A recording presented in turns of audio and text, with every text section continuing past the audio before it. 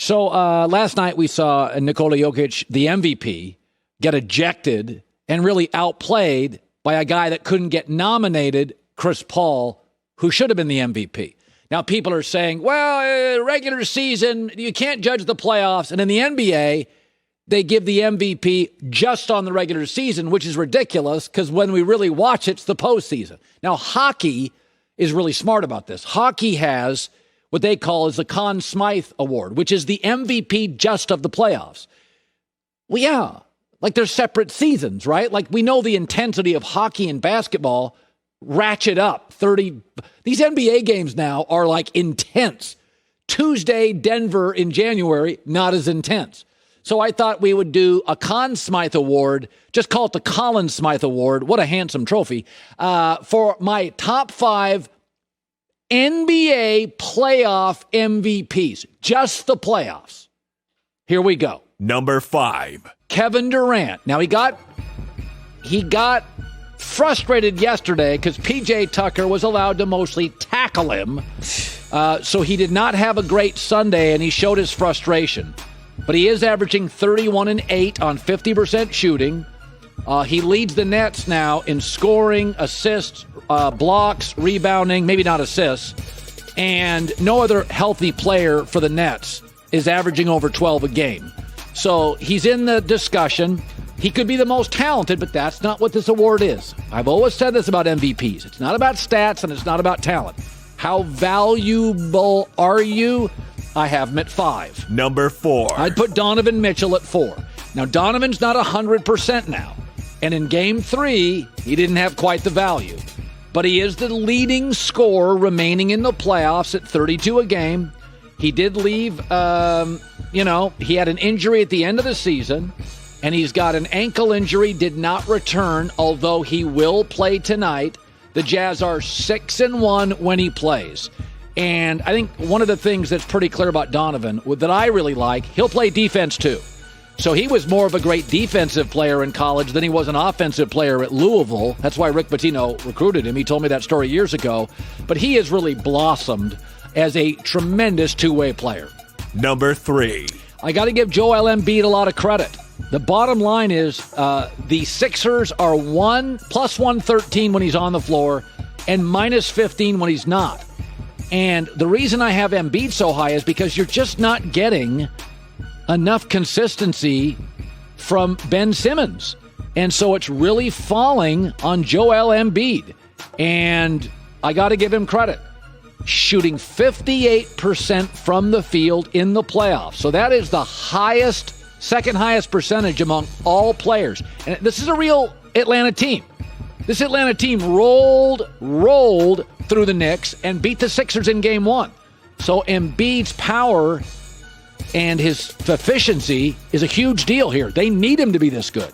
Number 2. Kawhi Leonard, only player averaging 30 points on over 55% shooting or at 55% shooting. In fact, he's on pace to become the first NBA player in history to average 30 points, shoot 55 from the field, and 90 from the free throw line. I was just talking to Doug Gottlieb about this. His efficiency it's really very much like Michael Jordan at the end of his career. Michael wasn't quite as vertical in his first 3 championships, right? Like he was vertical Michael, switch hands. The second three-peat for Michael, his efficiency was so amazing, not a wasted motion. And, I mean, in that Game 7 against the Mavs, 28 points, 10 boards, 9 assists, 0 turnovers. That is literally a perfect NBA game. Number 1. Chris Paul. Intelligence, toughness, leadership. In the fourth quarter, this postseason. Now, that's go time, right? That's where stars are stars, the fourth quarter. He has 19 assists and no turnovers. That is insane. That would be like a quarterback at the end of a season having 19 touchdowns, no picks in the fourth quarter. That is unheard of. The Suns have won 7 straight playoff games. They remain one of the league's youngest teams. So he's doing this with a fairly new head coach, a new system, new players. and he's averaging 16 and 9 on 51% shooting in the playoffs after a shoulder injury.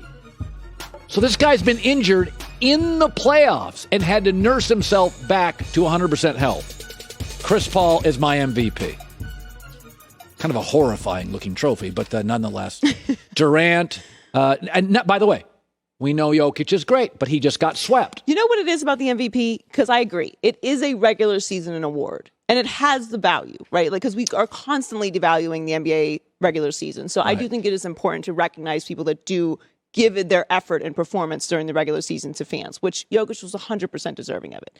The problem is they change the narrative around the MVP every single year, which makes it difficult to track who is supposed to be the MVP. What matters. And then because they change it every single year, because it sometimes becomes a narrative award, we get to the postseason and you have the MVP against someone like Chris Paul, and you can then start to separate what that middle word means, which is value. Not that Jokic wasn't valuable to the team. Of course he was. But Chris Paul transformed that organization. Like, his Suns were a disaster for years. If you're the most valuable player, you're not going to get swept.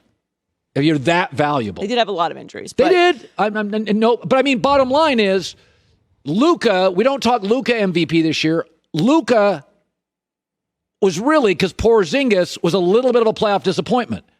Then there's Hardaway, who's like a 4. They went 7 games with the Clippers on Luka. Now, you can say what you want about his defensive play, but it's pretty amazing that the Dallas Mavericks, with one elite scorer, took the Clippers 7 games and beat them 2 or 3 times in LA. I forget, 2 times or 3 times. And I didn't put him down because eventually couldn't get out of the first round. But, I guess we've said this before. The NBA has always been kind of a story league, a star in a story league. Like, the Westbrook was a really good story. KD left him. He was a sympathetic figure, and he did something that was historic. Right. No, it's totally deserving. I just think that either A, we need a postseason award like this award so we can stop comparing it once we get to the postseason. Right. And just, maybe just define what the word value means a little bit more. Hi, everybody. Thanks for watching. Subscribe here to get the latest from the show. Also, be sure to check out more of the best clips from The Herd or go watch a few segments from other shows on FS1.